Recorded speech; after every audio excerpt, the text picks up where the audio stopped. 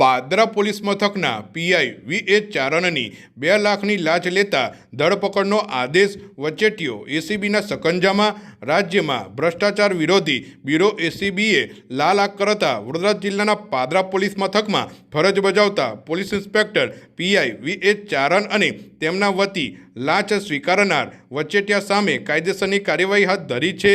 લવ જેહાદના ખોટા કેસમાં ફસાવી દેવાની ધમકી આપી 2 લાખ રૂપિયાની લાંચ સ્વીકારતા વચેટિયા સાજિદ અલી સૈયદને એસીબીએ રંગે હાથ ઝડપી પાડ્યો છે, જ્યારે મુખ્ય આરોપી પીઆઈ હાલ ફરાર છે। શું હતી સમગ્ર ઘટના? મળતી માહિતી મુજબ પાદરા પોલીસ મથકમાં નોંધાયેલા એક સામાન્ય ઝઘડાના કેસમાં પકડાયેલા આરોપીને પીઆઈ વી.એચ. ચારણે માનસિક દબાણમાં લીધો હતો।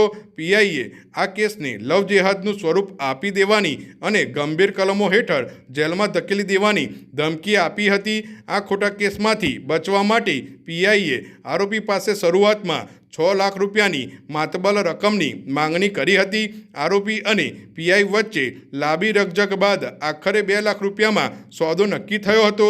જો કે ફરિયાદી લાંચ આપવા માગતા ન હોવાથી તેમણે આ અંગે વડોદરા એસીબીનો સંપર્ક કર્યો હતો।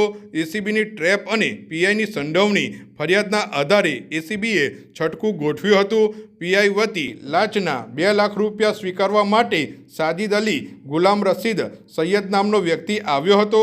પંચોની હાજરીમાં સાજિદ અલીએ જેવી લાંચની રકમ સ્વીકારી કે તુરંત જ એસીબીએ તેને દબોચી લીધો હતો।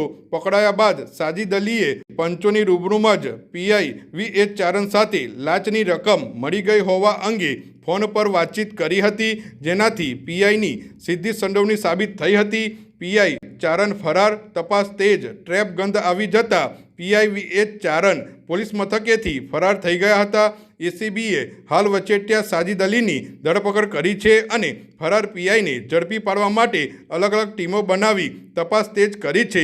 પોલીસ વિભાગમાં જ ઉચ્ચ અધિકારી દ્વારા આ પ્રકારે લવ જેહાદના નામે ઉઘરાણી કરવામાં આવતા સમગ્ર પોલીસ બેડામાં ભારે ચકચાર મચી ગઈ છે।